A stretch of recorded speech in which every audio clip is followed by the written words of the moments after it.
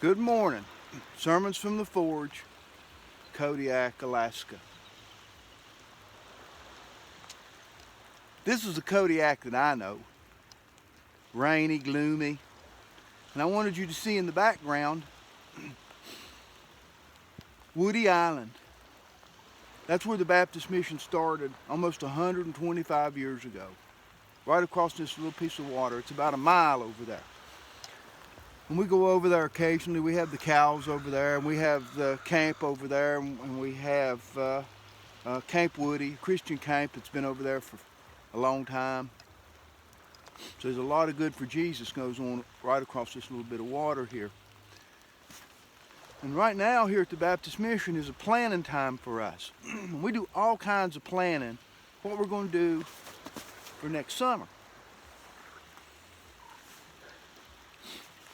But if we ain't careful, we leave out the most important ingredient. What's God want done? I mean, we could make the best plan that ever was put on paper. But if we're not doing what God wants, well, we're just making a plan. And I'll tell you a story from the Bible like that. And it's pretty strong.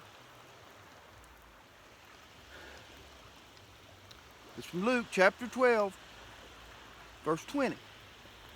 And kind of the backstory, this is a parable that Jesus told. And this man had a big farm. And things went really good. Oh, it went really good. And he said, well, I think I'll tear this barn down and build a bigger barn and load it and take my ease. That'll be everything I need to take my ease.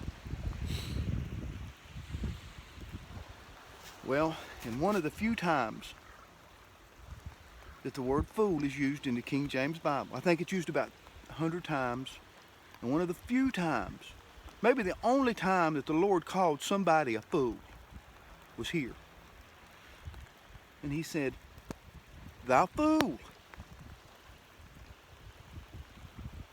tonight thy soul's required of you. See, he didn't have God in the plan. He had a good plan. I mean, who don't like building a big barn? I mean, I'd build a big barn right now. But there wasn't God in that plan. You see? It was something he wanted. He's going to live ease and not need God. And when you start out a plan and you don't need God, or God's over here in the margin, or maybe there's some little way of connecting this thing to God, when you start out with that plan, you started out with a bad plan, a poor plan. Like my brother used to say, I'd rather have a good plan today than a great plan tomorrow. Well, yeah. But I want to have God's plan, and I want you to have God's plan too. Well, how do you know God's plan? Well, you ask Him. You ask Him, folks. That's how you know. You crack that Bible open and you read it. Here, we're just starting a new year. You can be the man you want to be. This can be the first time in your life that you're the man you want to be, the man your wife needs you to be. And I need to hear that, because I'm no great shake as a husband. I'm just not. And you could be the friend you needed to be. I'm not a great shake as a friend. I got one friend, and he's half nuts. I mean, this hits me. I need God's plan, people. Not something I've thought up. I'm terrified out here. This Baptist Mission involves and has influence on hundreds, if not thousands, of people's lives every day. And I'm the director. I'm responsible in a way here. And I'm terrified, because I'm afraid if we don't have God's plan, people, that we fail to do what could have been done for the gospel of Jesus Christ. And that's what's going to strike you at the end of this thing, people.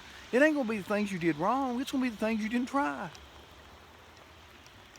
So, if the Lord thought enough to call somebody a fool, I mean, he didn't call these sinners fools. People he come in contact with that was sinning, he had mercy on them, and he was straight up with them, but he didn't call him a fool. He called this man a fool. Thou fool. Tonight your soul's required of you. And then he goes on saying, who is going to enjoy all this stuff? Let's keep God in our plans, okay? Luke 12:20. Open the Bible and read the whole story, okay? You don't have to, don't depend on old hillbilly to tell you. Read it, get it and read it. You boys can read, I know you can. And let's keep God in this thing. Like Preacher Dunn said, keep the main thing the main thing. I'll see you next Sunday.